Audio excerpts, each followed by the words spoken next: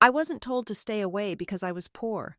I was banned because they didn't think I was worthy of standing next to their elite friends. But right as they raised their glasses to celebrate 35 years of marriage, they saw the one thing they had spent a lifetime trying to hide. From that second on, nobody in that room looked at me like the discarded child anymore. My name is Lexi Schmidt. I am 29 years old, and I live in a studio apartment in a coastal city in California that sits about 2 hours south of where my parents built their empire.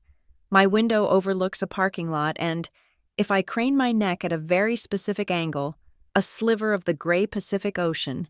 It is a quiet life. It is a deliberate life. I have spent the last decade making myself small, folding the edges of my personality inward so that I would not take up too much space. But even a shadow takes up too much room for people who want total darkness. The message arrived at 6 o'clock in the evening on a Friday. My phone buzzed against the hard surface of my laminate desk. The vibration was a harsh, mechanical sound that cut through the silence of my apartment. I was not expecting anyone. My circle of acquaintances is small, and my circle of friends is non-existent. I picked up the device, the blue light of the screen illuminating the dust motes dancing in the air. It was from my mother. There was no subject line. There was no preamble. There were no pleasantries about the weather or inquiries about my health. Although we had not spoken in over 3 months, the message consisted of 2 short sentences, 12 words in total. Don't come to the anniversary party. Only elites invited. I read it once, then I read it again. I did not blink. Most people might expect a physical reaction to a rejection that absolute. They might expect my hands to shake, or my breath to hitch in my throat. They might expect the stinging prick of tears in the corners of my eyes, but I felt none of those things. Instead, I felt a strange, detached clarity. It was the same feeling one gets when a doctor confirms a diagnosis you had already suspected for years. It was not a shock. It was a verification. I set the phone down next to my cold cup of coffee. Tonight was the 35th wedding anniversary of my parents. Richard and Eleanor Schmidt, in our circles, or rather, in their circles. 35 years of marriage is not merely a testament to love or commitment, it is a business strategy. My parents own Schmidt Yacht Services, a company that caters to the sort of people who own vessels that require a crew of 12 and cost more than the GDP of a small island nation. In their world, stability is a currency. A long marriage proves that they are reliable. It proves that they can weather storms.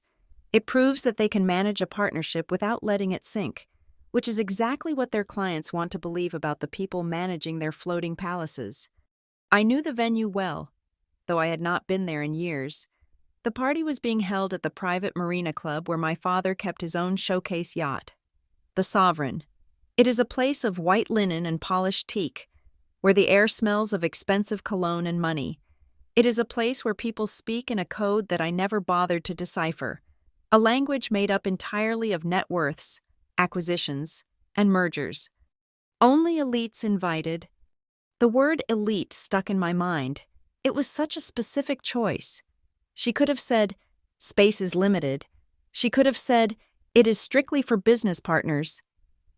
She could have lied and said it was a couples-only retreat, but my mother rarely lies when the truth can hurt more. She chose the word elite because she knew exactly where that placed me. It placed me on the outside. It placed me among the common, the unremarkable, the insufficient. I stood up and walked to the window. The sun was setting, casting long shadows across the asphalt below. I wondered what my mother was doing at this exact moment. It was likely 7 o'clock at the venue. She would be in the dressing room of the master suite on the yacht, applying the final layer of lipstick. She would be checking her reflection, ensuring that the diamond necklace my father gave her for their 30th anniversary was catching the light just so. She would be composing her face into that mask of gracious hospitality that she wore like armor. She would not be thinking about me. She had sent the text. The task was done, and I had been deleted from the itinerary like a line of bad code. I walked back to my desk and opened my laptop. I did not want to look, but I needed to see. I needed to witness the erasure. I logged into social media. The Schmidt Yacht Services official page had already begun posting updates. There were stories, short video clips that vanished after 24 hours, capturing the arrival of the guests. I watched them in silence. There was the entrance to the marina, flanked by security guards in black suits. A red carpet had been rolled out over the dock, a touch that felt excessive, but entirely on brand for my parents. I saw familiar faces. There was the CEO of a major tech conglomerate. There was a senator who had been investigated for fraud 2 years ago but had managed to stay in office. There were minor celebrities, people who were famous for being famous. And then there was the family photo. It must have been taken during the cocktail hour. My father stood in the center, tall and silver-haired, holding a glass of champagne. He looked regal, the very picture of an American patriarch. My mother stood to his right, her hand resting possessively on his forearm. She was wearing emerald green, a color that made her look sharp and dangerous. And to his left stood Vanessa, my sister. Vanessa is 2 years older than me. She is the golden child, the one who absorbed all the light in the room while I became the shadow. In the photo, she was laughing at something someone off-camera had said. She looked effortless. She fit into the frame as if she had been carved into it. She was the Vice President of Client Relations, a title that meant she was paid a 6-figure salary to drink wine with billionaires and make them feel interesting. I looked at the space between my father and Vanessa. There was no gap. They stood shoulder to shoulder, a solid wall of success and beauty. There was no empty chair. There was no missing person. The composition of the photo was perfect. It was complete. I was not just missing, I had never existed. For a moment, the temperature in my apartment seemed to drop 10 degrees. It was a physical sensation, a coldness that started in my stomach and radiated out to my fingertips. I looked at my hands. They were pale and unadorned. I did not have a manicure. I did not wear rings. My hands were the hands of a worker, someone who typed for 18 hours a day, someone who built things in the dark. I thought about the last time I had seen my parents. It was Christmas, 2 years ago. I had brought a gift, a first edition of a book my father used to like. He had opened it, nodded, said thank you, and placed it on a side table, where it was immediately covered by a pile of greeting cards. The entire evening, they had talked over me. They had talked about the expansion into the Mediterranean market. They had talked about Vanessa's engagement, which had since ended.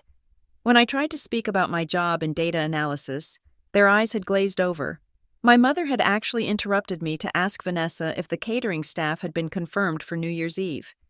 They did not hate me. Hate requires energy. Hate requires passion. They simply found me inconvenient. I was a smudge on the lens of their perfect life. I was awkward. I was quiet. I did not dress well. I did not know how to flirt with investors. I was, in their eyes, a bad investment, a sunken cost. Only elites invited? The text message was still open on my phone. The screen had dimmed again. I picked it up. My thumb hovered over the keyboard. Part of me, the part of me that was still a child, wanted to scream. I wanted to type back a furious paragraph. I wanted to say, I am your daughter. I am your flesh and blood. How dare you treat me like a stranger? I wanted to ask what I had done to deserve this. I wanted to demand an apology. But I knew exactly what would happen if I did that. If I responded with anger, my mother would show the phone to my father. She would sigh and say, "See, this is why she couldn't come. She is so unstable. She is so emotional. She would have caused a scene." They would use my pain as validation for their cruelty. My anger would become their justification. If I responded with sadness, if I begged, it would be even worse. They would pity me. And to people like the Schmidts, pity is more disgusting than hatred. Pity is for the weak. Pity is for the failures. So I did neither. I looked at the cursor blinking in the text field. It pulsed like a heartbeat. 1, 2, 3. I deleted the draft I had not written. I closed the messaging app. I turned the phone over and placed it face down on the table. The silence in the room felt different now. Before, It had been the silence of loneliness. Now, it felt like the silence of a library or a laboratory. It was the silence of concentration. I looked back at the computer screen, at the smiling faces of my family on the dock. They looked so confident. They looked untouchable. They thought they were safe in their castle, surrounded by their moat of money and influence. They thought that by locking the gate, they had kept the problem out. They did not realize that the problem was not that I was outside. The problem was that they had no idea what I was capable of doing from the outside. I felt the corners of my mouth twitch. It wasn't a smile, not really. It was a muscle spasm, a release of tension. I was not going to the party. I was not going to make a scene. I was not going to beg for scraps from their table. I stood up and walked to the kitchenette. I poured the cold coffee down the sink and watched the dark liquid swirl into the drain. It disappeared without a trace, just like me. But the pipes were still there. The infrastructure remained. I returned to my desk. I minimized the browser window with the party photos. I did not close it. I just hid it. I wanted it there, running in the background, consuming memory. I opened a new terminal on my computer.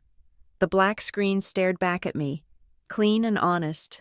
This was my world, a world of logic, of cause and effect, of inputs and outputs. Here, being elite meant nothing. Here, the code either worked or it didn't. My mother had made her decision. She had drawn a line in the sand. She believed that by sending that text, she had ended the conversation. She believed she had put me in my place. She was wrong. She hadn't ended anything. She had just given me the permission I didn't know I was waiting for. I sat down, cracked my knuckles, and stared at the blinking cursor. The coldness in my chest solidified into something harder, something sharper. It was no longer a void. It was a foundation. I did not reply to the text. I didn't need to. My answer would come later, and it wouldn't be a text message. If you looked at the family albums stored in the mahogany bookshelves of my parents' library, you would see a very specific narrative. You would see a history written by victors. There were photos of us in Aspen, photos of us in the south of France, and photos of us launching champagne bottles against the hulls of new ships. But if you looked closer, if you analyzed the data points like I do, you would notice a pattern in almost every frame. My sister Vanessa is in the foreground, catching the light, while I am partially obscured by a pillar, a potted plant, or the shadow of my father's arm. We were the Schmidt sisters, but we might as well have been different species. Vanessa was the prototype. She was the proof of concept that my parents' genetic merger had been a success. By the time she was 7 years old, she could recite the capital of every country where my father had a client. By 12, she was being taken to country club luncheons and taught how to eat soup without making a sound. My mother hired tutors to teach her French and Italian, not so she could read literature, but so she could charm the wives of potential buyers from Monaco and Milan. Vanessa was built for the showroom. She had that glossy, frictionless personality that allowed her to slide into any social circle and immediately belong. I, on the other hand, was what my father referred to in private moments as a production error. I did not like the spotlight. I did not like the way people in my parents' circle touched you when they spoke, placing a hand on your shoulder or gripping your forearm to emphasize a point about tax loopholes. I liked silence. I liked structure. While Vanessa was learning how to ballroom dance, I was in the basement, taking apart the hard drive of our family computer to see how the circuits connected. I remember a dinner party when I was 14. It was a Tuesday, but in the Schmidt house, the day of the week did not matter. Only the guest list mattered. A steel magnate from Pittsburgh was dining with us. He was loud, boisterous, and worth $300 million. My mother had dressed us in matching velvet dresses, a tactical decision to present a united front. Vanessa sat up straight, laughing at the magnate's terrible jokes, asking him polite questions about his horses. She was performing. Then, the man turned to me. "And what about you, young lady?" he boomed, his face flushed with expensive wine. "What is your passion? Boys? Ponies?" I looked at him, then I looked at my father, who was watching me with a tight, warning expression. I should have lied. I should have said I liked tennis. Instead, I said, I am currently mapping the probability of structural failure in the Golden Gate Bridge based on current corrosion rates.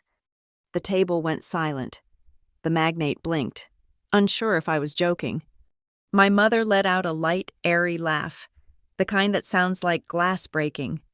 Oh, Lexi has such a vivid imagination, she said, waving her hand as if to shoo away my words.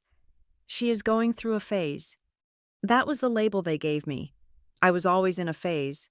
I was the difficult one, the one who was hard to introduce.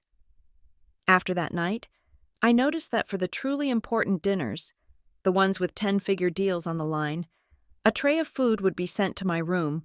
I was not banned. Exactly. I was just omitted. It was safer for the brand. They called Vanessa the Pride. It was not a nickname. It was a title. She carried the weight of their expectations, and she carried it well. They called me the timing issue. I overheard my father explain it to a business partner once over scotch. Vanessa was born during the boom, he said. The market was up. Liquidity was high. We had time to mold her. Lexi came along right when the '99 market crash was hitting us. We were fighting to keep the company afloat. She just arrived at a chaotic moment.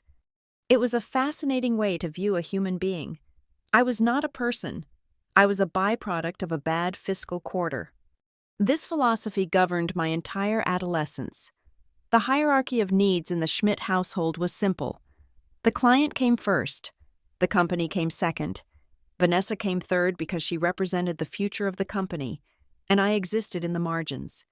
I stopped counting the milestones they missed. When I was 16, I won a state-level coding competition. It was the first time I had built something entirely my own, a program that optimized traffic light patterns to reduce congestion. I had sent the date and time to my parents' shared digital calendar 3 months in advance. I had reminded their assistants. I had left a note on the kitchen counter. On the night of the ceremony, I sat in the auditorium, clutching my trophy. It was a cheap plastic thing painted gold, but it felt heavy in my hands.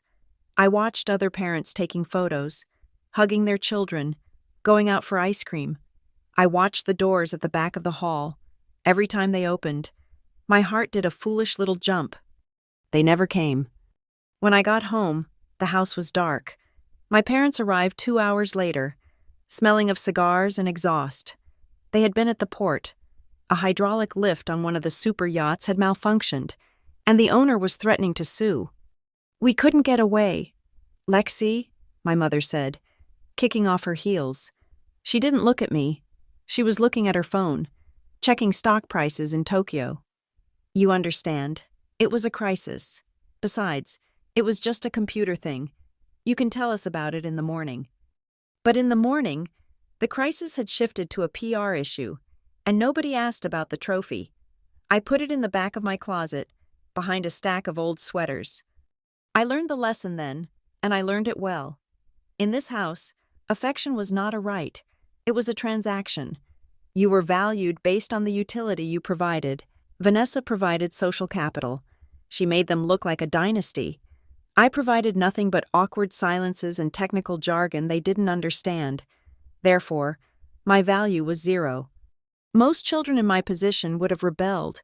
I could have started doing drugs, or dating a mechanic, or getting tattoos on my neck just to force them to look at me. But I had my father's analytical brain. Even if he didn't want to admit it, I ran the numbers. Rebellion requires engagement. Rebellion demands a reaction. If I rebelled, they would just hire a crisis manager to handle me.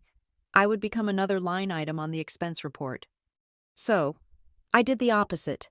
I became efficient. I became invisible. I stopped talking about my interests. I stopped inviting them to school events. I stopped expecting a seat at the table. I retreated into my room, into the glow of my monitors. I built a world of binary code where the rules were fair and logic always prevailed. My family became used to my ghost-like presence. I was there, but I wasn't there. I was the person who fixed the Wi-Fi when it went down during a cocktail party. I was the person who knew how to recover the deleted emails my father needed for court. I was useful in a low-level, administrative way, like a smart thermostat or a robotic vacuum cleaner. They mistook my silence for acceptance. They thought that because I wasn't screaming, I wasn't hurting. They thought that because I accepted the checks they wrote for my tuition and my living expenses, I had accepted the terms of our arrangement. They didn't see the ledger I was keeping in my head.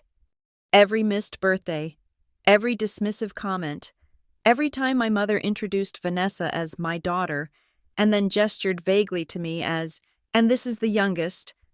It wasn't a hot, fiery anger that would have burned out years ago. It was a cold, hard accumulation of data.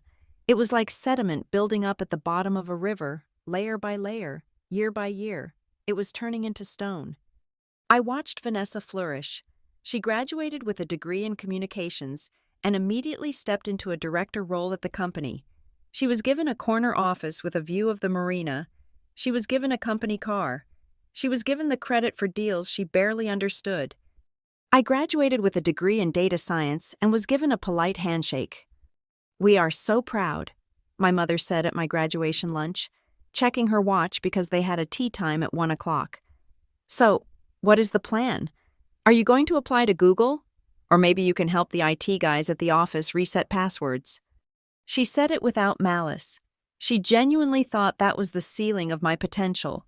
Resetting passwords for the empire my sister would one day inherit. "I have some ideas," I said quietly, cutting my steak. "Good," my father said, signaling for the check. "Just don't expect a handout. Lexi, we believe in meritocracy. Vanessa earned her spot. You have to earn yours." I looked at Vanessa. She was checking her makeup in her compact mirror, bored by the conversation. She hadn't earned anything. She had just been born on the right day, with the right face, and the willingness to be exactly what they wanted her to be. But I didn't say that. I just nodded. "I understand," I said. "I won't ask for anything." And I meant it. I wouldn't ask. I would take, but not yet. That lunch was 7 years ago. In the time since, the dynamic had solidified into concrete. I moved 2 hours away.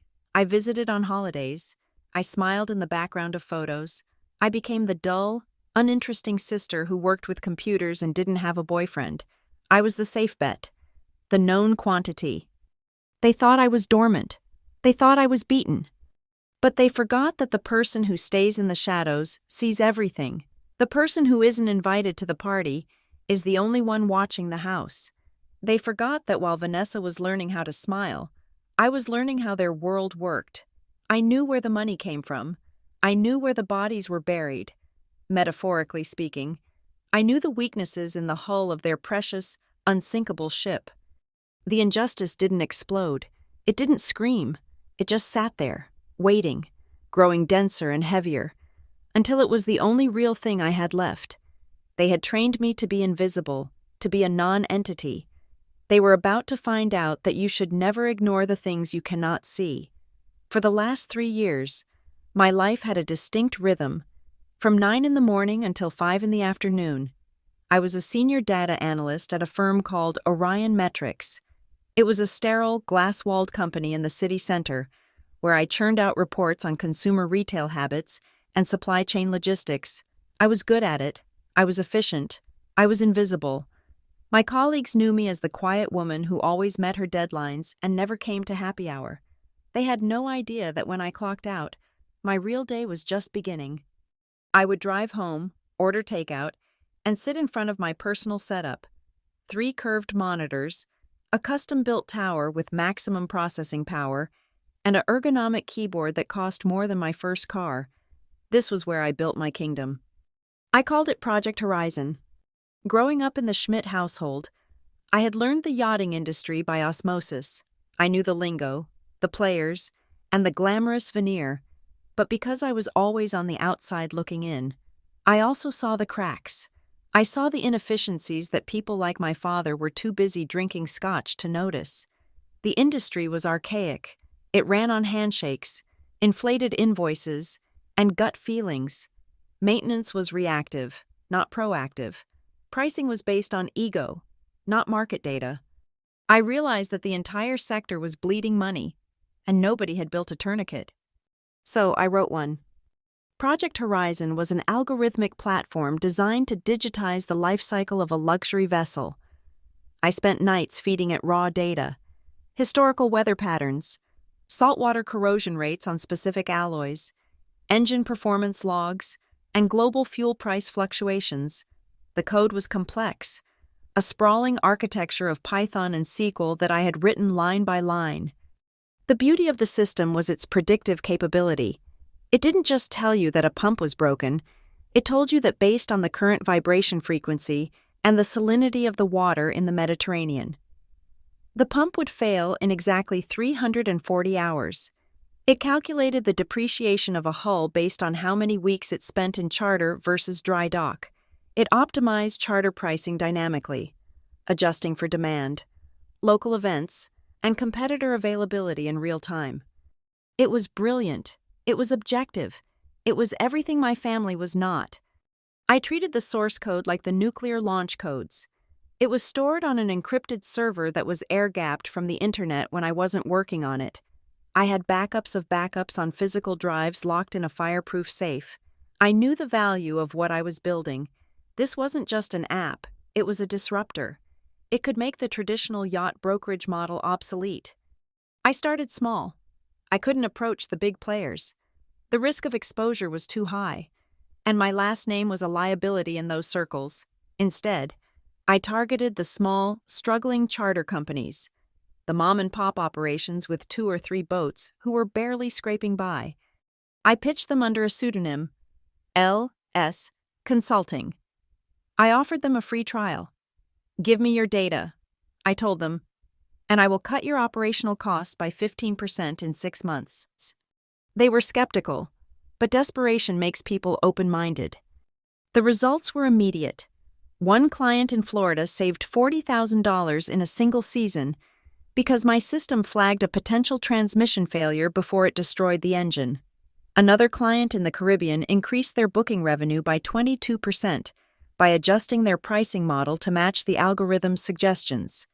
Word began to spread, not in the headlines, but in the engine rooms and the back offices. There was a rumor of a ghost consultant who had a magic box that turned red ink into black. My inbox started filling up with inquiries. I was making money, real money, not allowance. But more importantly, I was making an impact. I felt a surge of professional pride that I had never experienced before. I was building something real, something that stood on its own 2 feet, completely independent of the Schmidt legacy. And then, the market turned. It started with a spike in fuel prices, followed by a series of new maritime regulations regarding emissions that hit the older fleets hard. Then, a few high-profile scandals involving luxury tax evasion spooked the clientele. The easy money that had flowed through the industry for decades suddenly dried up. I watched it happen on my monitors. The data showed the trend lines dipping sharply. I knew which companies were insulated and which ones were exposed. Schmidt Yacht Services was exposed. My parents had leveraged themselves to the hilt to buy 3 new super yachts right before the downturn. They were heavy assets that were now sitting in the marina, eating up maintenance fees while generating zero revenue. The gut-feeling strategy was failing. You cannot charm a bank loan officer with a bottle of wine when the interest rates are climbing. I saw the cracks in their public facade before anyone else did. I saw the frantic press releases. I saw the subtle price drops on their charter listings. Then, my phone rang. It was a Tuesday evening. I was deep in the code, debugging a new module for inventory management. The name Mom flashed on the screen. I stared at it. We hadn't spoken since the text message incident. The one where I was told I wasn't elite enough for the party. That was 4 months ago. I almost let it go to voicemail. I should have let it go to voicemail.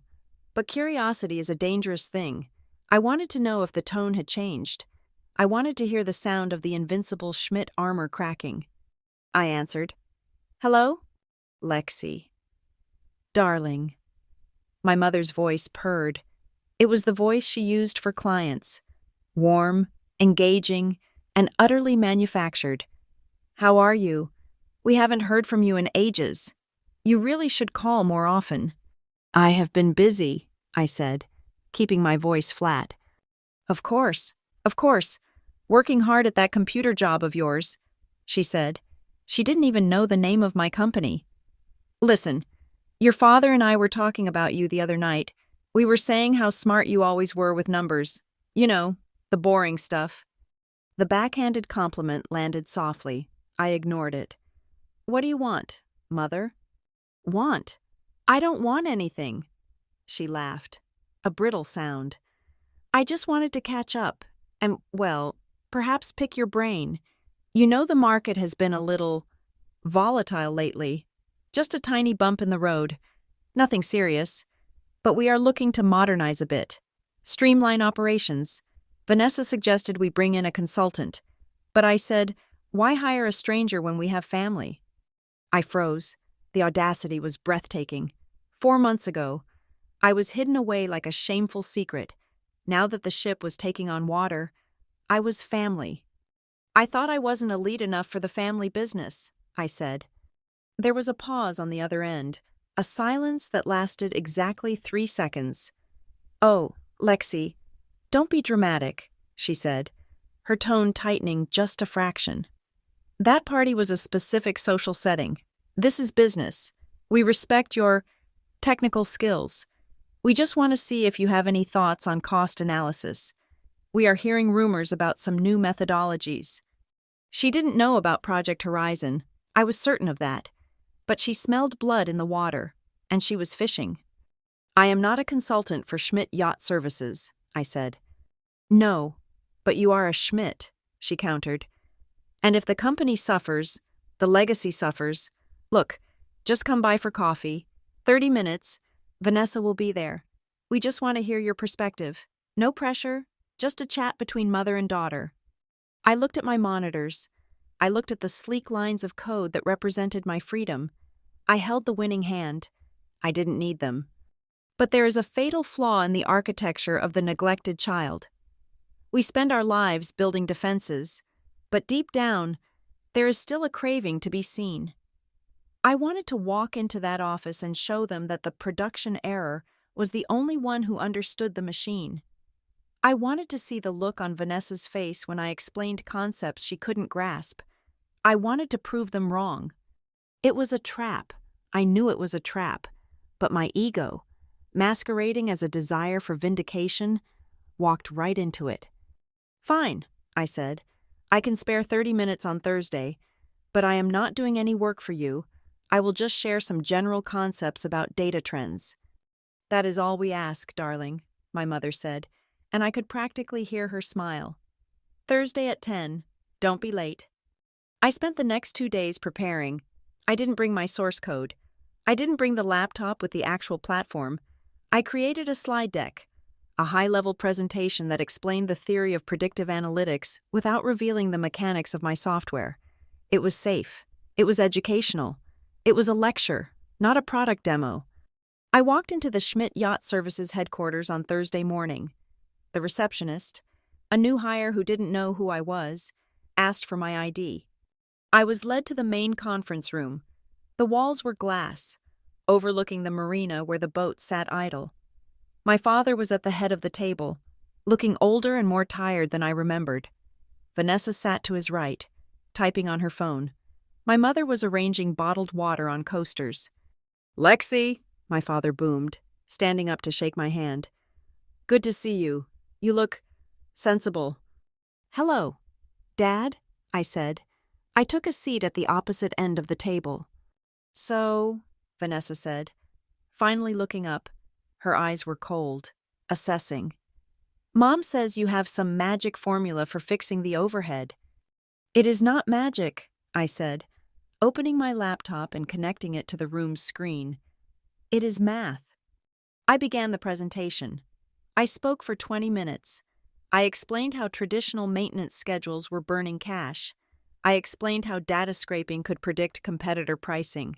I used hypothetical examples. I kept it abstract. But as I spoke, I saw the change in the room. My father stopped fidgeting. He leaned forward, his eyes narrowing. He was a businessman, and despite his flaws, he recognized profit when he saw it. Vanessa was different. She wasn't looking at the screen. She was watching me. She was watching the confidence in my voice, the command I had over the subject. She looked threatened. And then, as I explained a concept about algorithmic risk assessment, her expression shifted. It went from threat to calculation. "This is fascinating," my mother said when I finished. "Truly, I had no idea you were working on this sort of thing. Is this something you have actually built, or is it just a theory?" I hesitated.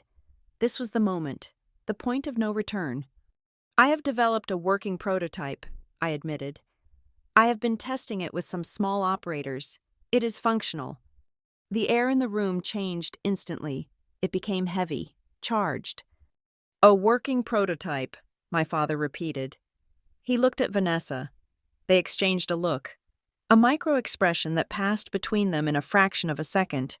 It was the look of two wolves spotting a limping deer. "Well," my father said, leaning back and putting on his best benevolent smile.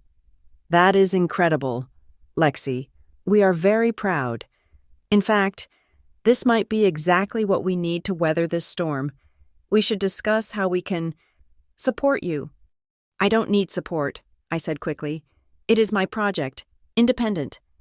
Of course," Vanessa said smoothly. Her voice was like silk wrapping around a knife.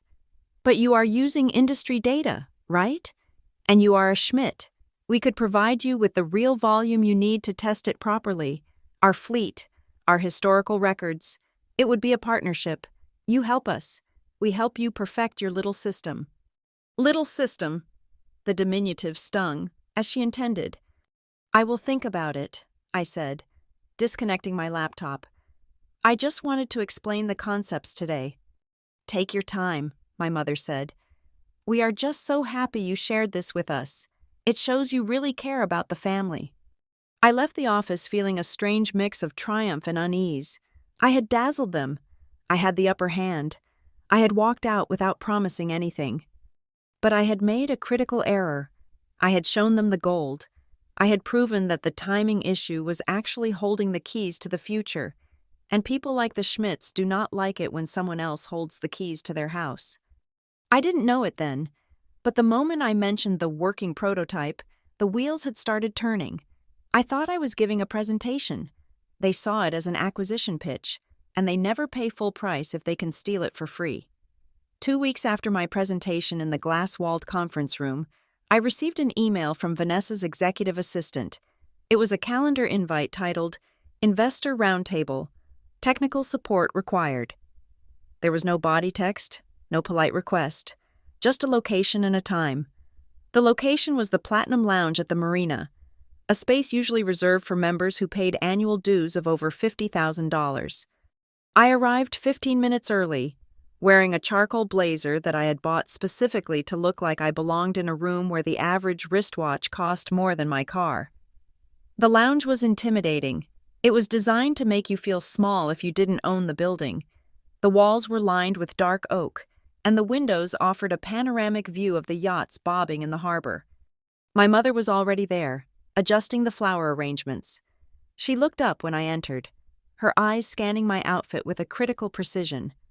"Good, you are here," she said, not saying hello. "Sit over there, by the AV console. If the projector glitches, or if the audio cuts out, fix it. We cannot have any technical embarrassments today. These are the partners from the Sovereign Capital Group." "I am not an AV technician, Mother," I said, keeping my voice low. "I am a data analyst." "Same thing," she said, waving her hand dismissively. "Just be useful, Lexi. That is all we need."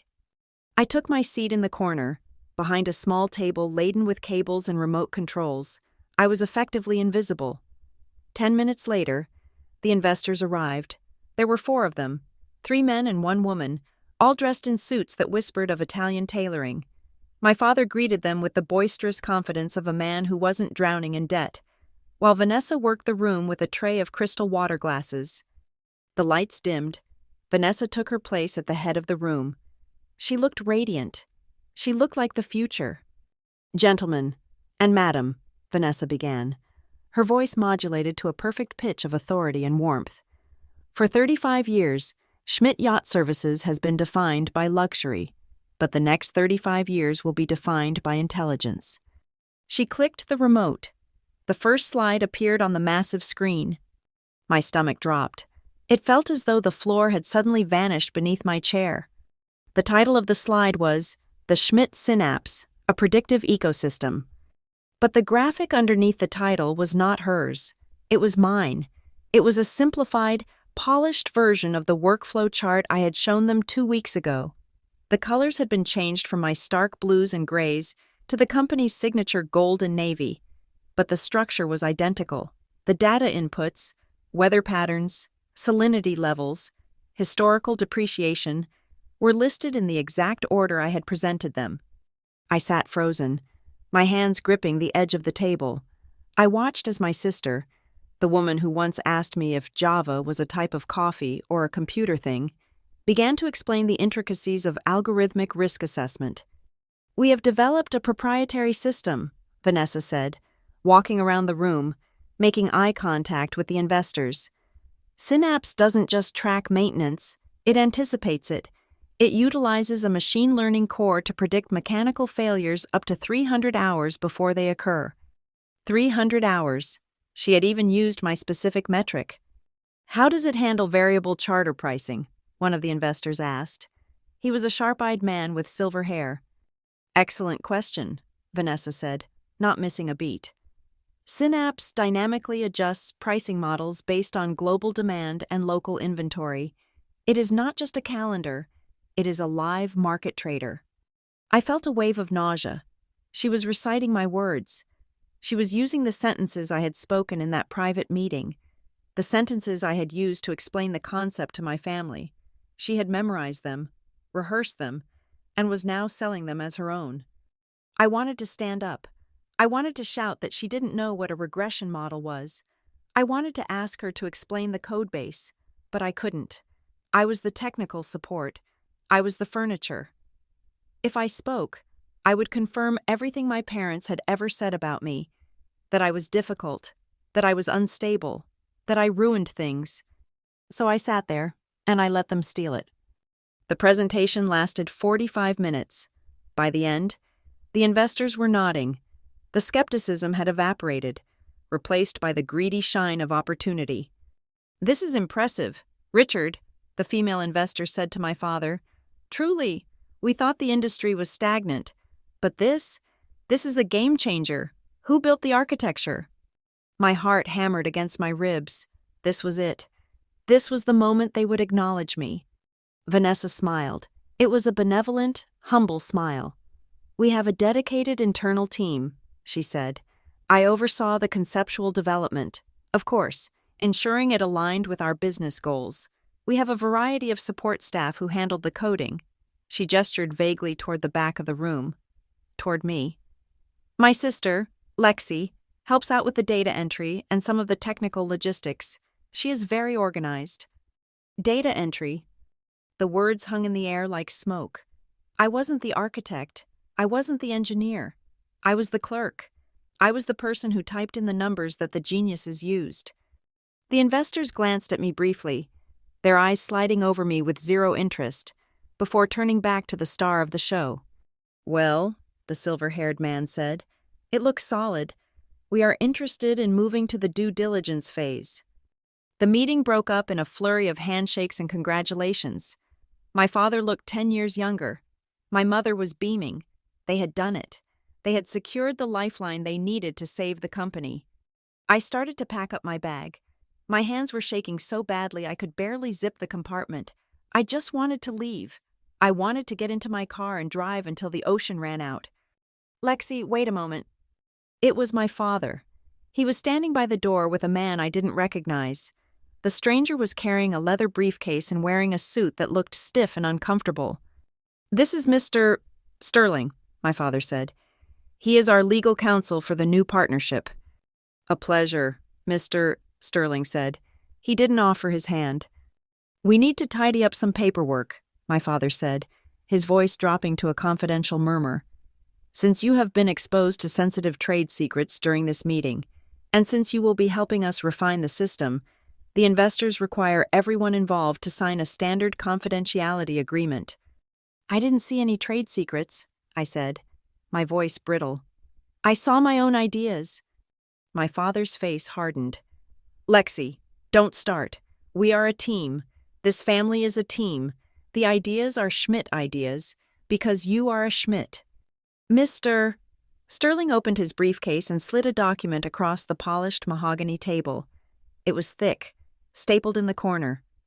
It is a standard non-disclosure and assignment of rights agreement, Sterling said in a monotone voice. It simply states that any work done for the company, or discussions regarding company strategy, remain the property of the company. It protects us from corporate espionage. Standard procedure for all consultants and employees. I looked at the paper. The text was dense, full of heretofore and aforementioned. I am not an employee, I said. Technically, no, Vanessa said, appearing at my elbow. She smelled of expensive perfume and victory. But you are going to be helping us, right? You said you wanted to help, unless you want us to fail? Unless you want Mom and Dad to lose everything? She knew exactly where to press. She pressed on the guilt. She pressed on the deep-seated, pathetic hope that if I just did this one thing, if I just played my part, they would finally love me. It is just a formality. Lexi, my mother added, walking over. Don't be difficult. The investors are waiting for confirmation that the IP is secure. If you don't sign, the deal falls through. Do you want that on your conscience? I looked at them, my father, stern and expectant, my mother, impatient, Vanessa, smug. I picked up the pen. I didn't read the fine print. I didn't see the clause that defined intellectual property so broadly that it could encompass a thought I had in the shower. I didn't see the assignment clause that retroactively claimed ownership of any related technologies developed by the signatory. I signed because I was 29 years old and I was still a child looking for approval. I signed because I thought that by giving them this, I was buying my ticket into the inner circle. Good girl, my father said, clapping me on the shoulder. He took the paper and handed it to Sterling. Now, run along. We have a celebratory dinner with the partners. It is going to be a bit boring, just business talk, so you wouldn't enjoy it. I walked out of the Marina Club alone. The sun was setting, painting the sky in violent shades of orange and purple. I felt hollowed out. The exploitation didn't happen all at once. It was a slow creep. 2 days later, I got an email from Vanessa. Lexi, the investors are asking for a stress test on the predictive module. Can you run the numbers for the Caribbean fleet and send me the raw data by tomorrow morning? Thanks. I did it. I told myself I was helping. A week later, it was a text message at 11 o'clock at night. The interface is lagging. Fix it. Not please, not can you, just a command. I spent 6 hours rewriting a query optimization to speed up the dashboard they were using. When I sent it over, I didn't even get a thank you. I got a thumbs up emoji. Then the requests became more specific. They stopped asking for data and started asking for code. We need to integrate the accounting software. Send over the API keys and the integration script. The algorithm needs to weigh fuel costs higher. Adjust the parameters. I was working 2 jobs. By day, I was at Orion Metrics.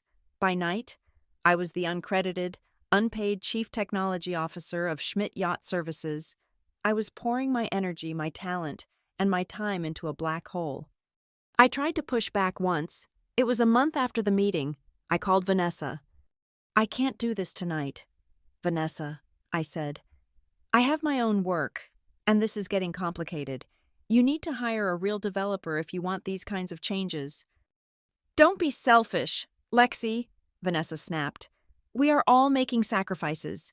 Do you think I like having dinner with these boring bankers every night? We are doing this for the family. Besides, you signed the agreement. You are obligated to support the transition. The agreement was for confidentiality, I said. Read it again, she said, and hung up. I went to my safe. I dug out the copy of the document I had signed. I read it, really read it, for the first time. Clause 4.2. Any and all technological developments, improvements, or modifications related to the maritime industry created by the consultant during the period of association shall be the sole and exclusive property of Schmidt Yacht Services. My blood ran cold. They hadn't just stolen the credit, they had laid a legal trap to steal the source code itself. If I admitted that Project Horizon existed independently, they could claim it was developed during the period of association and take it. I wasn't a partner, I wasn't a sister, I was a resource. I was a vein of gold they had discovered in the backyard, and they were going to mine me until I was empty. I sat in the dark of my apartment, the glow of the monitors illuminating my face. The feeling of cold detachment I had felt months ago returned, but this time, it was different. It wasn't the numbness of rejection, it was the clarity of a weapon being forged. They thought they had trapped me. They thought that a piece of paper and a guilt trip were enough to keep me in line. They were wrong. They had let the fox into the henhouse, and they had handed her the keys. They just didn't realize that the fox wasn't there to eat the chickens. She was there to burn down the coop. The summons arrived on a humid Tuesday afternoon, not via email or text, but through a courier who hand-delivered a sealed envelope to my desk at Orion Metrics. My coworkers watched with blatant curiosity as I signed for it. Inside, there was a single sheet of heavy cream stationery with the Schmidt Yacht Services letterhead. It was not an invitation, it was a directive. Family meeting, the estate, 7 o'clock, attendance is mandatory. I knew what this was about. For the past week, I had been ghosting Vanessa. She had sent 4 requests for the complete source code of the predictive algorithm, claiming the investors needed to audit the architecture before releasing the next tranche of funding. I had ignored every single one of them. I had given them the output, the reports, and the pretty graphs. But I had kept the engine, the thousands of lines of code that actually did the work, locked away on my private server. I drove to my parents' house with a knot of dread tightening in my stomach. The house was a sprawling Mediterranean-style mansion that sat on a cliff overlooking the ocean. It was beautiful, imposing, and cold. When I walked into the library, the mood was not one of familial warmth. It felt like a tribunal. My father sat behind his massive oak desk, his face set in a grim line. My mother sat in a leather armchair, sipping a glass of iced tea, her eyes fixed on a spot on the carpet. Vanessa was standing by the fireplace, her arms crossed, looking like a coiled spring. "Sit down, Lexi," my father said. He did not ask how I was. He did not offer me a drink. I sat in the stiff wooden chair facing the desk. I placed my phone face down on my knee. Before I had entered the room, while I was still in the hallway, I had opened the voice memo app and hit the red record button. I didn't know why I did it at the moment. It was an instinct, a survival reflex honed by years of living in a house where the truth was constantly rewritten. "We have a problem," Vanessa started, her voice sharp. "The investors are getting impatient. They want to see the back end. They want to verify the IP. I told you this 3 days ago. Why haven't you sent over the repository access?" "Because that is not part of the agreement," I said, keeping my voice steady.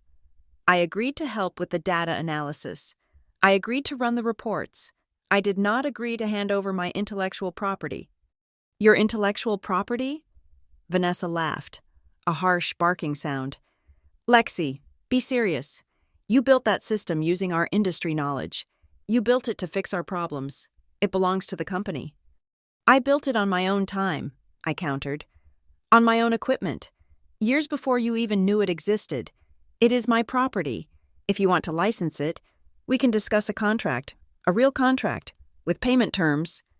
The air in the room seemed to vanish. The word payment hung there, offensive and vulgar to their ears. My mother set her iced tea down with a sharp clink. "Payment?" she repeated, looking at me with a mix of disappointment and disgust. "Lexi, we are talking about saving the family legacy. We are talking about your father's life work, and you are asking for money? Like a mercenary?" "I am asking for fair value," I said. "You are about to close a deal worth $50 million based on my technology. I think asking for a licensing fee is reasonable." "There will be no licensing fee," my father said.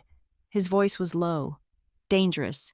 He leaned forward, placing his elbows on the desk. And there will be no more games. You signed the agreement, Lexi. The NDA, I said. I read it. It covers confidentiality. It covers assignment of rights, Vanessa cut in. She walked over to the desk and picked up a folder. She pulled out a copy of the document I had signed in the Marina Lounge. She slapped it down in front of me. Clause 4. Any technology developed during the association period, any modifications, any improvements, it is all ours. You signed it. You gave it to us. That is a broad interpretation, I said, my heart pounding against my ribs. I had the code before I signed this. A court would see that. A court? My father stood up. He was a large man, and he used his size to intimidate. You want to talk about courts? Do you have any idea who our lawyers are? We have Sterling and Partners on retainer. They eat people like you for breakfast. You are a data analyst making $80,000 a year. We can keep you in litigation for 10 years. We can drain every penny you have, garnish your wages, and ruin your reputation before you even get a hearing. I stared at him. This was my father, the man who taught me how to ride a bike, the man who was supposed to protect me. He was threatening to bankrupt me because I wouldn't let him rob me. Richard, calm down, my mother said, but her voice lacked any real soothing quality. She turned to me. Lexi, look at what you are doing. You are tearing this family apart. Why must you always be so difficult?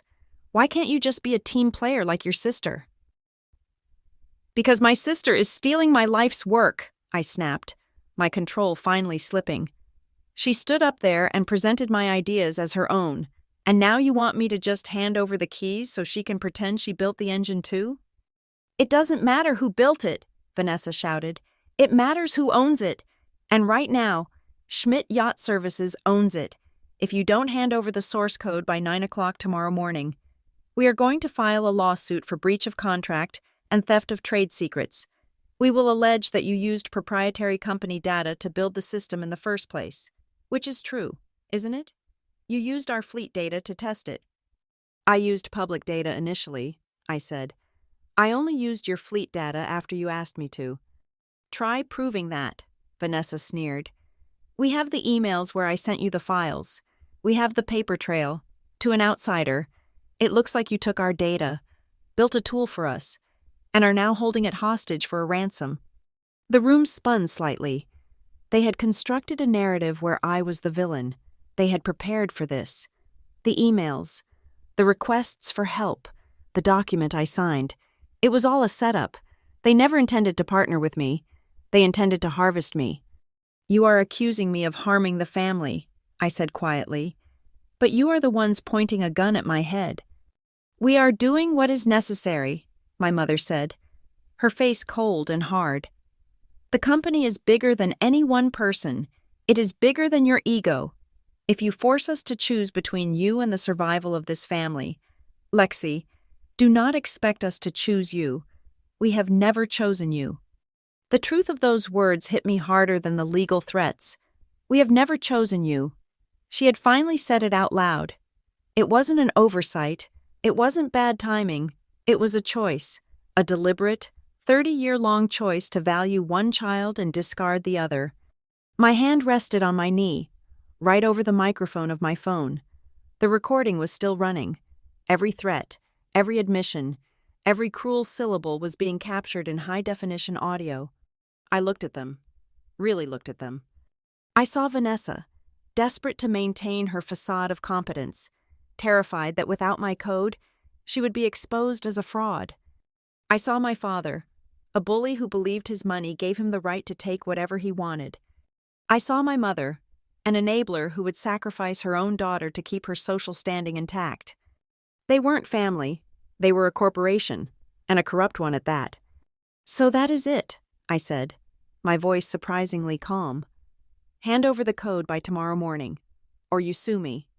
And we destroy you, Vanessa added. I will make sure you never work in this industry again. I will blacklist you from every tech firm on the coast. I know people, Lexi, powerful people. I know you do, I said. I stood up. My legs felt steady. The fear was gone, replaced by a cold, crystalline resolve. I will think about my options, I said. There are no options, my father barked. There is only compliance. I didn't answer him. I picked up my bag. I walked out of the library, down the long hallway lined with portraits of ancestors who probably would have been ashamed of what just happened, and out the front door. I got into my car. My hands were not shaking. I pulled the phone out of my pocket and stopped the recording. The file was saved. 42 minutes of evidence. I sat there for a moment in the driveway, the engine idling. I looked up at the house. The lights were on in the library. They were probably pouring drinks, congratulating themselves on how they had handled me. They thought they had won. They thought that by showing me the stick, I would run back to the kennel. They had made a fatal miscalculation. They assumed I was fighting for money.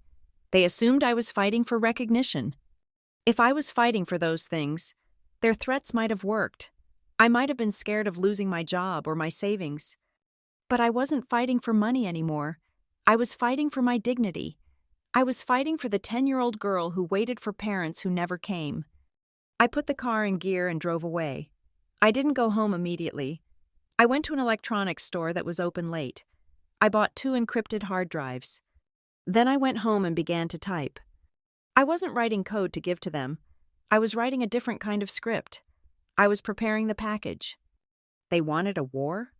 Fine. I knew their systems better than they did. I knew where the data flowed. I knew where the bodies were buried. And now, I had a recording of them admitting that they planned to destroy me to cover up their own incompetence. I wasn't going to back down. I wasn't going to settle.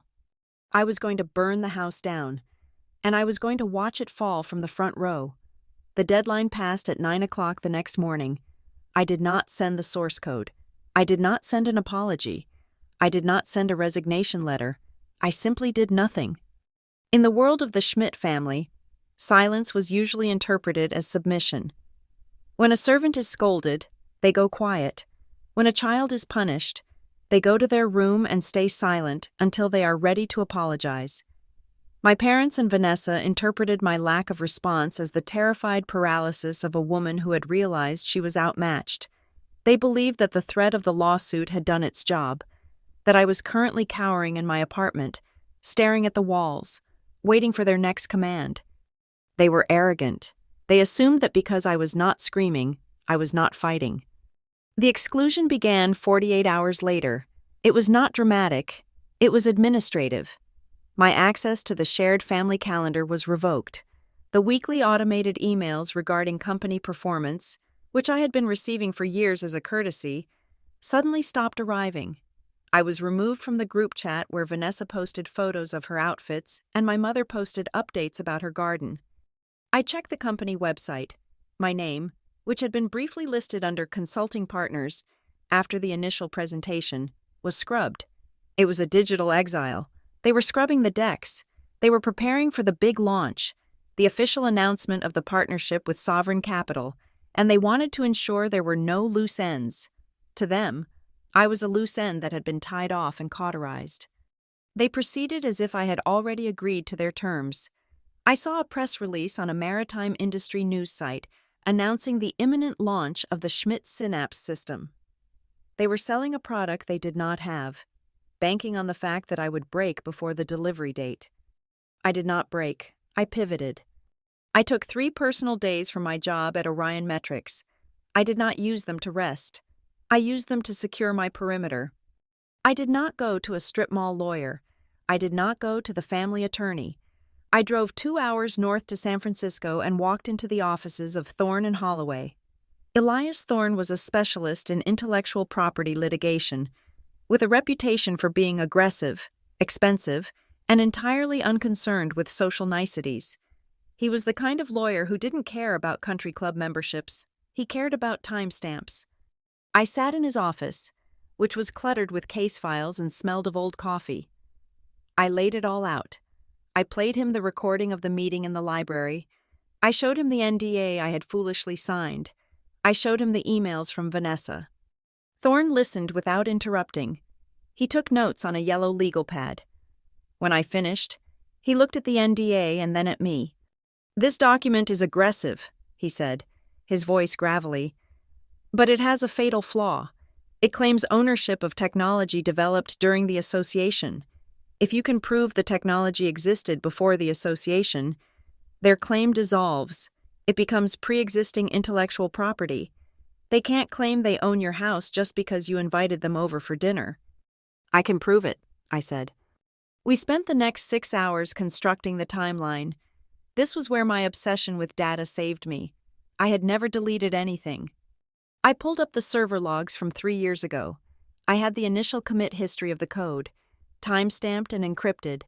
I had the original design documents, created on a weekend in November long before my mother ever sent that text message. I had the invoices from the cloud hosting service where the platform lived, all paid for with my personal credit card.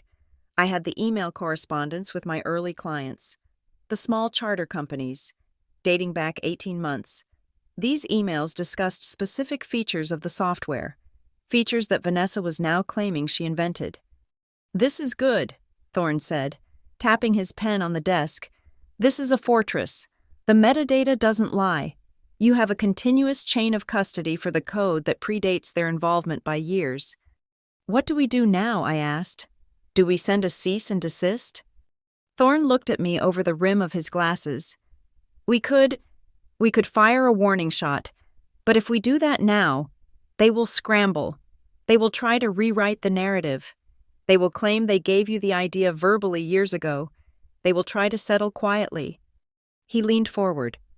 Or we can wait. We can let them walk out onto the ledge. Let them announce the product. Let them sign the contracts with the investors. Let them stake their entire reputation on a system they do not control. And then, once they are fully exposed, we pull the rug.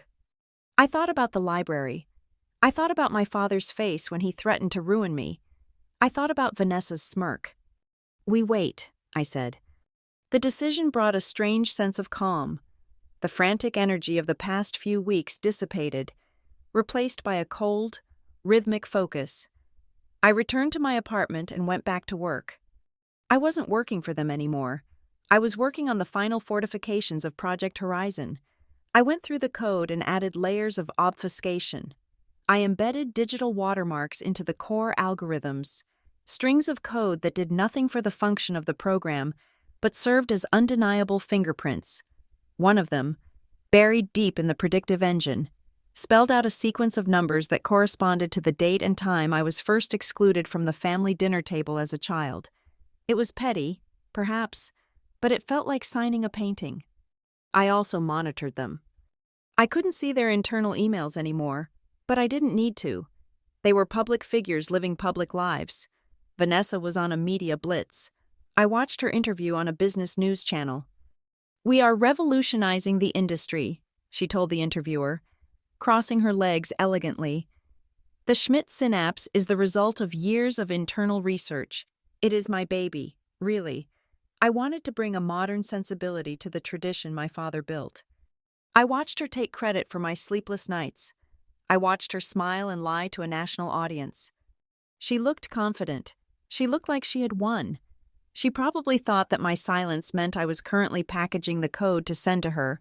She probably thought she would receive a Dropbox link any day now, along with a pathetic note begging for forgiveness. She had no idea that the baby she was talking about was already legally registered with the Copyright Office under my name as of 2 days ago. Thorne had expedited the filing. The days ticked by. The anniversary party was approaching. It was the deadline they had set for themselves to unveil the technology to the elite world. I received one final text from my mother, 3 days before the event. "We are assuming you will be sensible and have the materials ready by the weekend. Do not embarrass us. Lexi, we are willing to forgive your outburst if you do the right thing." Forgive. The word hung on the screen, a masterpiece of delusion. They were going to forgive me for letting them rob me. I did not reply. I deleted the message. I went to my closet and looked at the dress I had bought months ago. Before the ban, it was a simple black dress, elegant and understated. I wouldn't be wearing it to the party. I wouldn't be going to the party at all. I didn't need to be in the room to burn it down. I called Thorne. "Is everything ready?" I asked. "The filings are prepared," he said. The investigative journalist I mentioned is interested. She has the evidence package you compiled. She is verifying the technical details now. She plans to publish on the evening of the 15th. The 15th, the night of the anniversary. Perfect, I said. Are you sure you want to do this, Lexi? Thorne asked. Once we pull this trigger, there is no going back. This isn't just a lawsuit. This is a demolition. I looked out my window at the gray ocean. I thought about the emptiness of the last 29 years. I thought about the timing issue. I am sure, I said. They wanted a production error.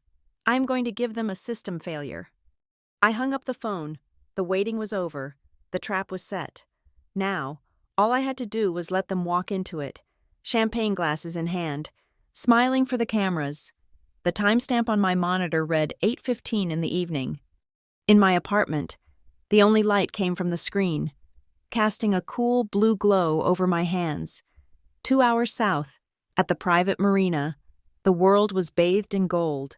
Through the social media feed of a local influencer who had managed to snag an invite, I watched the scene unfold in real time. It was exactly as my mother had envisioned. The dock had been transformed into a floating ballroom. White orchids cascaded from silk canopies. A string quartet played softly near the gangway of the Sovereign. My father's flagship yacht, which served as the backdrop for the evening.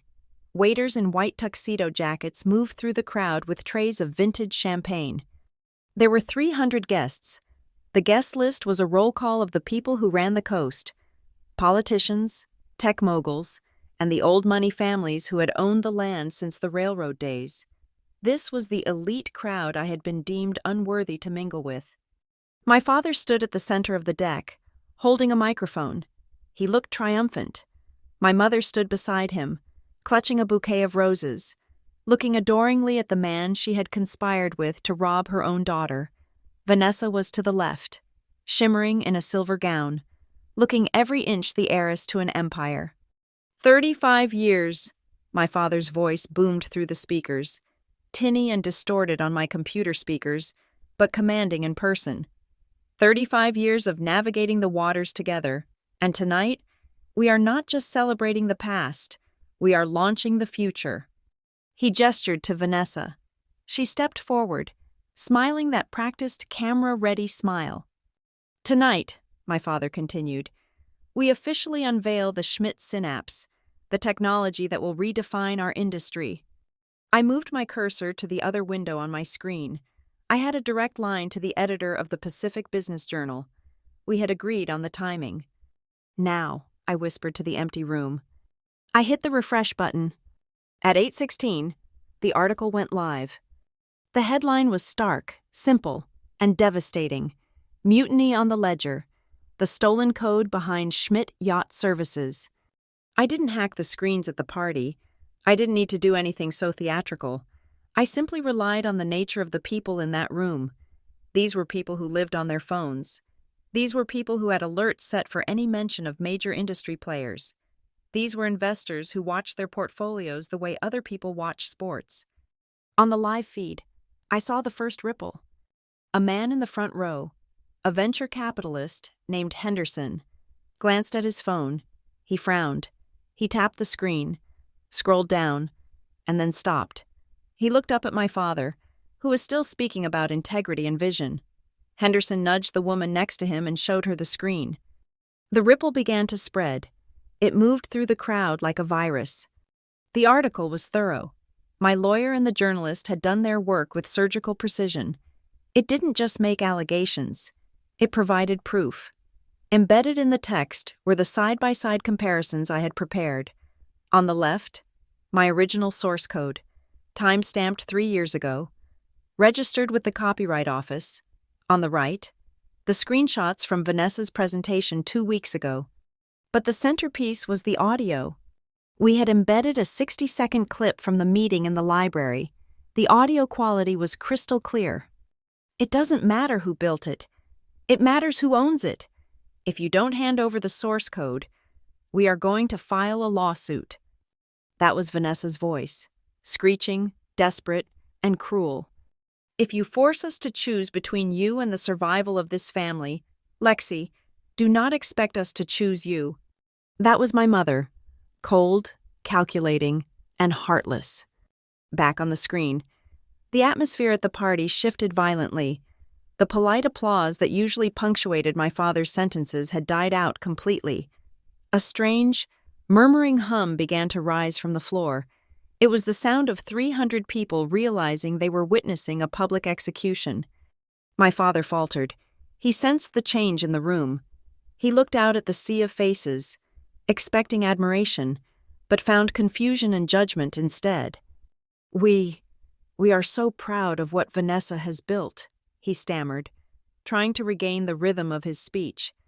At that moment, Mr.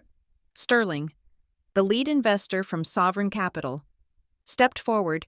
He wasn't looking at the stage. He was looking at his tablet.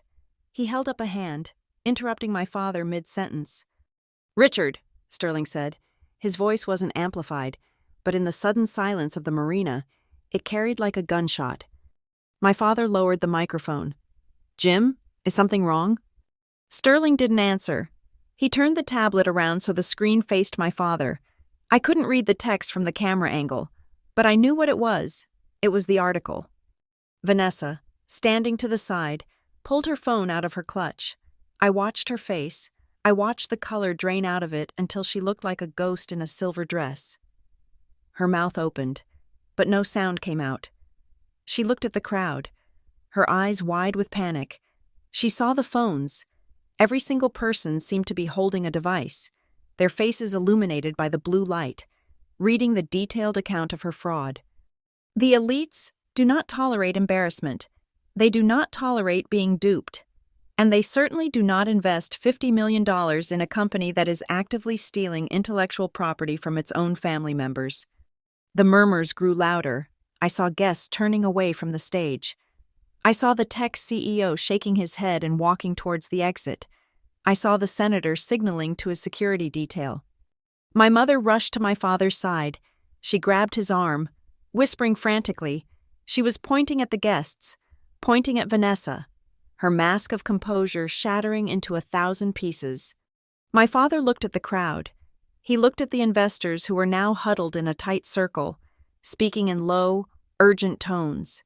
He looked at the phone that someone had thrust toward him. For the first time in his life, Richard Schmidt had lost control of the room. He looked directly into the camera of the live stream. Though he didn't know I was watching, his eyes were wild, searching for an enemy he couldn't see. He looked terrified. I took a sip of water. My pulse was steady. My breathing was even. They had wanted a party for the elite. They had wanted to show the world who they were. Well, now the world knew. The feed showed Vanessa trying to approach Mr. Sterling. He turned his back on her. It was a deliberate, public snub. She reached out to touch his arm, and he recoiled as if she were contagious. The string quartet, unsure of what to do, kept playing a cheerful Mozart allegro. The juxtaposition was grotesque. The music of celebration played on while the Schmidt empire began to burn to the waterline. I watched for another 5 minutes. I watched my mother trying to smile at a guest who simply walked past her without a word. I watched my father shouting at an assistant. I watched the waiters looking at each other, sensing that the tip for tonight was no longer guaranteed. Then, I closed the browser tab.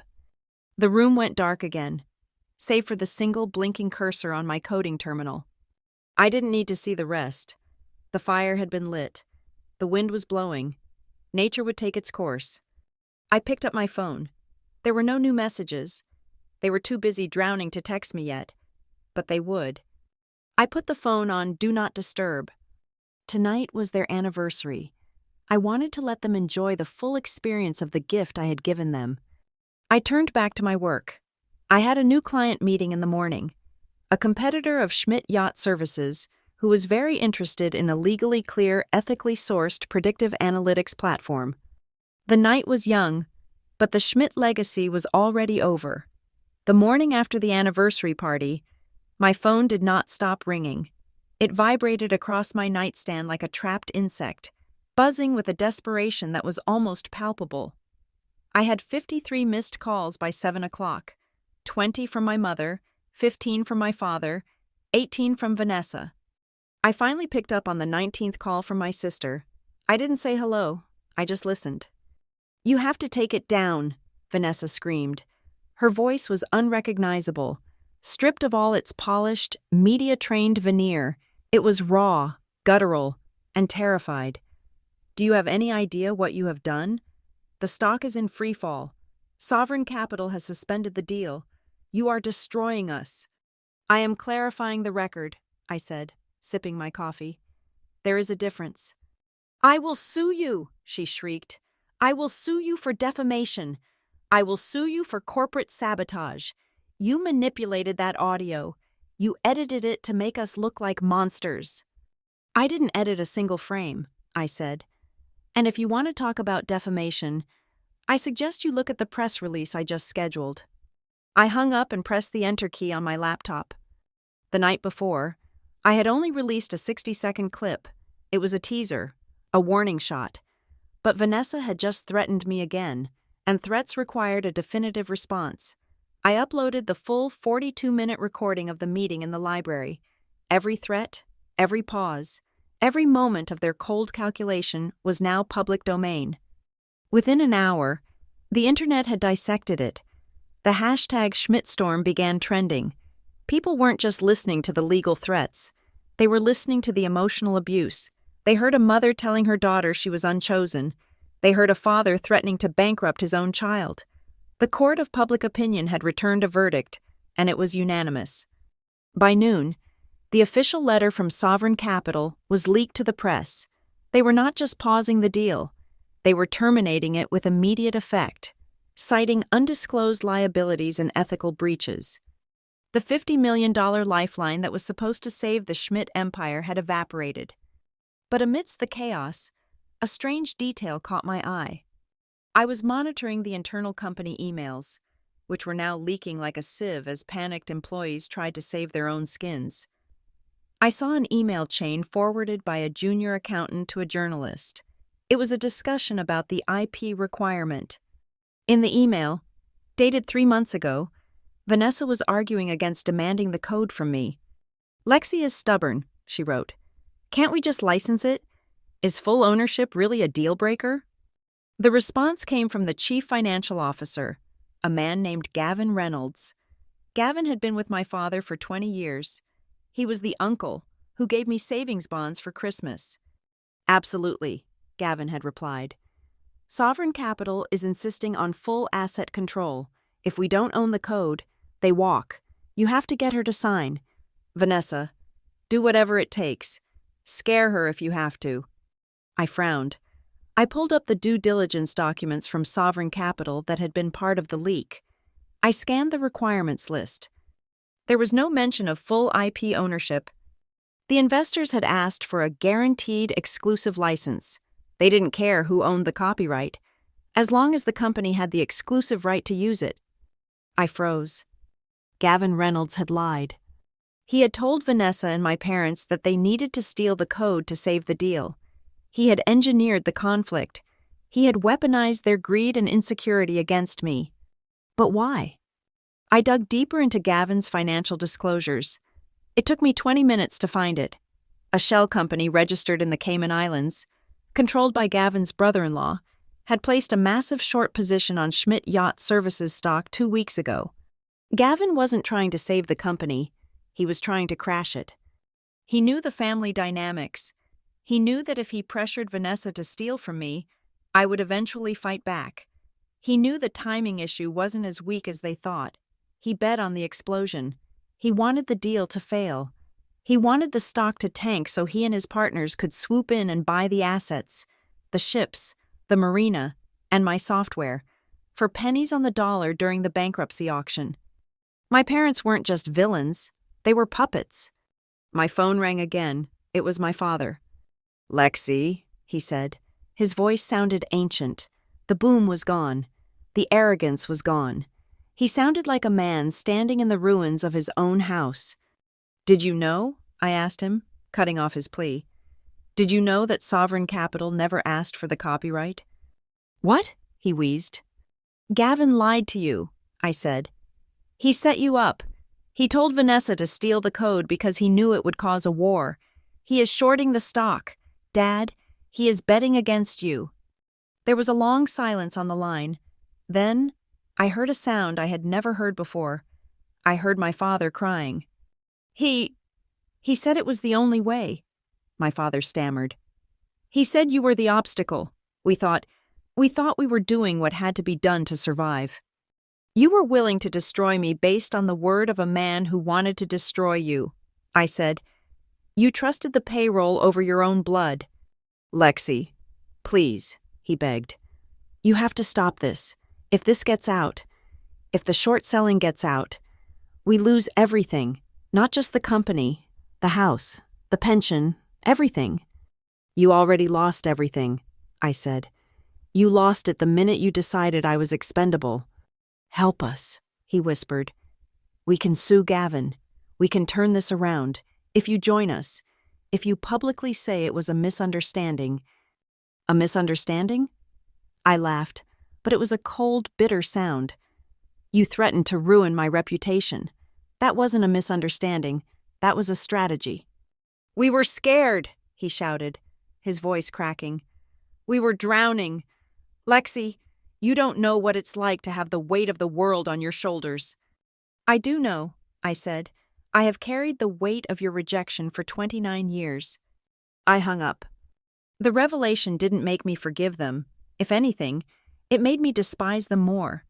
They were so blinded by their own self-importance, so eager to believe that I was the problem, that they couldn't see the knife being held by the man standing right next to them. I looked at the data on my screen. The stock was down 40%. The board of directors had called an emergency meeting. Gavin Reynolds was likely in that meeting right now, pretending to be shocked, acting the part of the concerned executive while he waited for the price to hit rock bottom. I wasn't the only one who had been used. My sister, the perfect golden child, had been nothing more than a delivery mechanism for Gavin's sabotage. She thought she was a shark, but she was just the bait. The chessboard had flipped. Yesterday, I was the victim fighting for scraps. Today, I held the only asset that mattered, the truth. I had a choice. I could let Gavin win. I could let him destroy my parents, buy the company, and strip it for parts. It would be poetic justice. Or I could intervene, not to save them, but to ensure that nobody, not my parents, and certainly not Gavin Reynolds, profited from my work.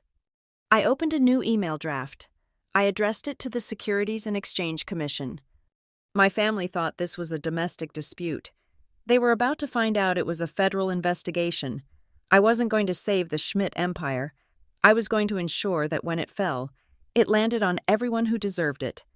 The collapse of the Schmidt dynasty did not happen with a bang, but with the quiet, terrifying rustle of paper, specifically the subpoenas.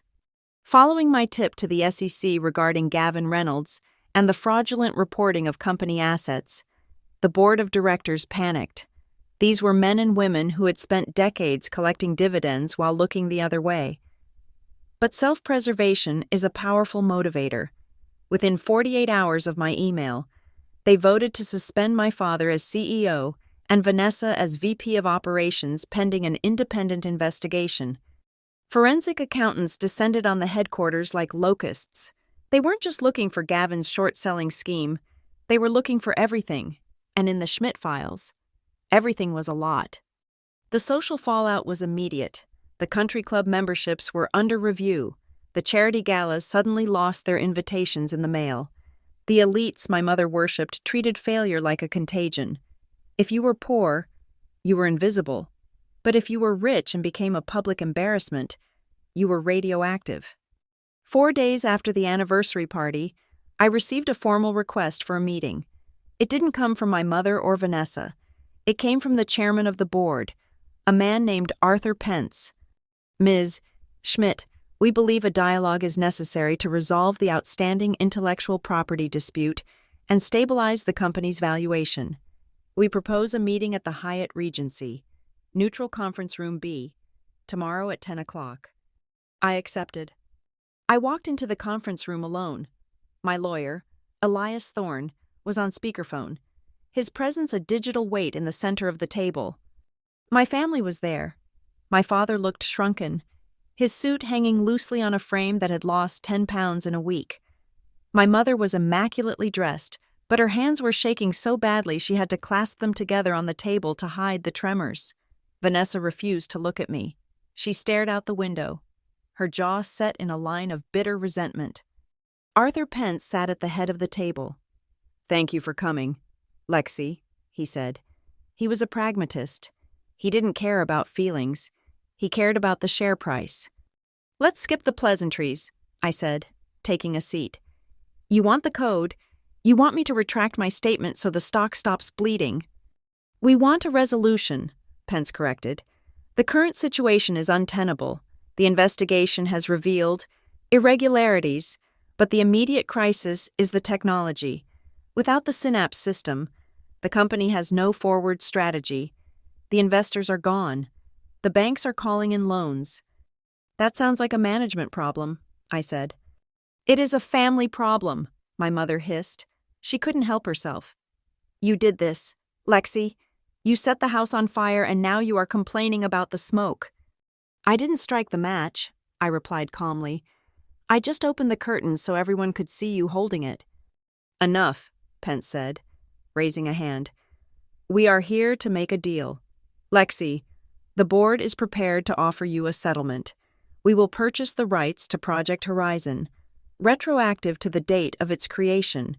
We will issue a joint press release stating that there was a miscommunication regarding the ownership and that you are fully cooperating with the transition." He slid a check across the table. It was face down. "Turn it over," he said. I flipped it. $5 million. It was more money than I could spend in a lifetime of quiet living. It was enough to buy a house on the cliffs, right next to the one my parents were about to lose. $5 million, I said, reading the number aloud. To buy my silence, to tell the world that I wasn't robbed, but that I was just confused. "It is a generous offer," my father said, his voice raspy. "Take it, Lexi. Be smart. You win. You get the money. You get the victory. Just sign the paper and let us salvage what is left." I looked at the check. Then I looked at them. "I don't want the money," I said. Vanessa whipped her head around. "Are you insane? It is $5 million. "I want the truth," I said. "I want a public apology. I want you to stand in front of a camera, without a script, and admit that you tried to steal my work. I want you to admit that you threatened to ruin me. I want you to admit that Gavin Reynolds played you for fools because you were too greedy to treat your own daughter with respect." "We will not do that," my mother said instantly. "We have a reputation." "You have no reputation," I countered. "It is gone. The only thing you have left is your dignity, and you are selling that for a press release." "We are offering you a way out," my father shouted, slamming his hand on the table. "You ungrateful child. We gave you life. We put a roof over your head. And this is how you repay us? By demanding we humiliate ourselves?" "You humiliated yourselves," I said. "I am just asking you to own it." I looked at Pence. "You see the problem, Arthur? They can't do it. They would rather burn to the ground than admit they were wrong. They would rather lose the company to Gavin Reynolds and his short sellers than say, 'I am sorry' to me en masse." Pence looked at my parents. He saw the obstinance in their eyes. He saw the pride that was stiffening their spines even as the executioner sharpened the blade. He sighed. He knew the negotiation was over. "The offer stands for 24 hours, Pence said wearily. I stood up. I picked up the check. My parents watched me, a flicker of hope in their eyes. They thought I was going to take it. They thought everyone had a price. I tore the check in half. Then I tore it again. I let the pieces flutter down onto the polished mahogany table like confetti. "I don't want your money," I said, "and I don't want your company. I built Project Horizon to fix the industry, not to save a sinking ship." "You are making a mistake," Vanessa sneered. "You are going to walk away with nothing?" "No," I said, walking to the door. "I am walking away with my name, and unlike you, mine is clean." I left the room. The silence I left behind was heavy, suffocating. I walked out of the hotel and into the cool air of the parking lot. I felt lighter. The final tether had been cut. I had given them one last chance to be parents instead of executives, and they had failed the test. But I wasn't done. I sat in my car and pulled out my phone. I dialed Thorne. "They refused," I said. "I figured they would," Thorne replied. "The ego is a terminal condition." "Is the next phase ready?" I asked. "The patent transfer is complete," Thorne said, "and the open source initiative is expecting your announcement at noon." "Good," I said. They wanted to buy the code to save their monopoly. They wanted to lock it away and charge a premium for it. I had a different plan. I wasn't going to sell the code. I wasn't going to license it. I was going to give it away. I was going to release the core of Project Horizon as open source software. I was going to make the technology free for every boat mechanic, every small charter captain, and every independent operator in the world. Schmidt Yacht Services relied on exclusivity. They relied on being the gatekeepers of information. By making the data democratic, I wouldn't just defeat them, I would make their entire business model obsolete. I started the engine. The investigation would take care of the past. I was about to take care of the future. The upload completed at 12 o'clock sharp. I watched the progress bar hit 100%, and just like that, the leverage Schmidt Yacht Services had been banking on evaporated into the digital ether. I didn't sell the rights to a competitor, and I didn't hoard them for myself. I released Project Horizon under a general public license. Within minutes, the link was being shared across forums, industry message boards, and tech blogs. The code that my family had tried to steal, the proprietary secret that was supposed to save their empire, was now free for anyone with an internet connection. By making the software free, I destroyed its asset value. The valuation of Schmidt Yacht Services, which had been artificially inflated by the promise of this exclusive technology, collapsed instantly. You cannot borrow $50 million against an asset that has a market price of zero. The reaction was catastrophic. By 2 o'clock in the afternoon, the bank that held the mortgage on the marina called in the loan. By 3 o'clock, the board of directors, desperate to distance themselves from the fraud and the sudden devaluation, voted unanimously to terminate the employment of the entire executive family. I watched the news from my office. A news helicopter was circling the headquarters, capturing the footage of security guards escorting my sister out of the building. Vanessa, the pride, the woman who had been groomed since birth to rule, was walking across the parking lot holding a cardboard box containing a stapler and a potted plant. She wasn't wearing her signature heels. She looked small. She looked ordinary. The industry that had once worshipped her was now scrubbing her name from their websites. Her reputation was not just tarnished, it was incinerated. She would never work in a C-suite position again. My parents fared no better. The investigation by the SEC into the misleading financial statements regarding the software ownership turned into a criminal inquiry. While they managed to avoid prison time by pleading ignorance and blaming Gavin Reynolds, the civil penalties were ruinous. They lost the estate on the cliff. They lost the yachts. They lost the membership at the club where they had banned me from entering just weeks ago. The elite circle they had sacrificed their daughter to maintain closed its ranks and shut them out. They were left with nothing but their debts and each other, two things they had never learned how to manage. I did not go to see them. I did not drive down to the coast to gloat. I did not send a text message saying, "I told you so." Revenge is a dish best served cold, but satisfaction is a meal best eaten alone.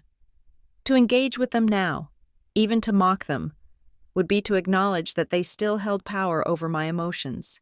They didn't. They were just people I used to know. Strangers who shared my DNA but not my values. I blocked their numbers. I set up a filter on my email to automatically delete anything coming from their addresses. It was a digital severance, cleaner and more permanent than any legal document. My life, however, was just beginning. 6 months later, I stood backstage at the Moscone Center in San Francisco. The hum of 1,000 conversations drifted through the heavy velvet curtains. I checked my microphone pack. "You are on in 2 minutes, Ms. Schmidt?" the stage manager said, tapping his headset. I wasn't there as a consultant. I wasn't there as technical support. I was the keynote speaker for the Global Summit on Intellectual Property and Digital Ethics. The release of Project Horizon had made me a folk hero in the developer community. I had started my own firm, a legitimate consultancy that helped engineers protect their work from predatory corporations. We were profitable, we were ethical, and we were growing. I walked out onto the stage. The lights were blinding, far brighter than the fairy lights on the deck of a yacht. But these lights weren't decorative, they were illuminating. The applause was deafening. I looked out at the audience. There were no socialites here. There were no politicians buying influence. There were creators, builders, and thinkers. These were my people. I walked to the podium. I didn't need a script. My name is Lexi Schmidt, I said, my voice steady and amplified, filling the massive hall. And for a long time, I was told that my value depended on whether I was invited to the party. I paused. The room was silent, listening. I was told that if I wasn't standing in the photo, I didn't exist. I was told that my work belonged to the people who had the loudest voices, not the people who wrote the code. I looked into the camera at the back of the room, knowing the feed was being broadcast globally. Maybe, just maybe, 2 people in a small rental apartment somewhere were watching. But I learned something, I continued. The invitation doesn't validate you. The title doesn't validate you. The only thing that matters is what you build, and whether you have the courage to own it. They told me I wasn't elite. They were right. I am not elite. I am the architect. The crowd erupted. I smiled. It wasn't a smile of vengeance. It was a smile of peace. I had reclaimed my name. I had reclaimed my work. And most importantly, I had realized that the table they hadn't invited me to was never worth sitting at in the first place. I didn't need their seat. I had built my own house, and the foundation was rock solid. Thank you so much for listening to this story. I would love to know where you are tuning in from. So please comment down below with your location so we can connect and share our thoughts together. Don't forget to subscribe to the channel Lila Revenge Stories, like this video, and hit the hype button so this story can be heard by even more people.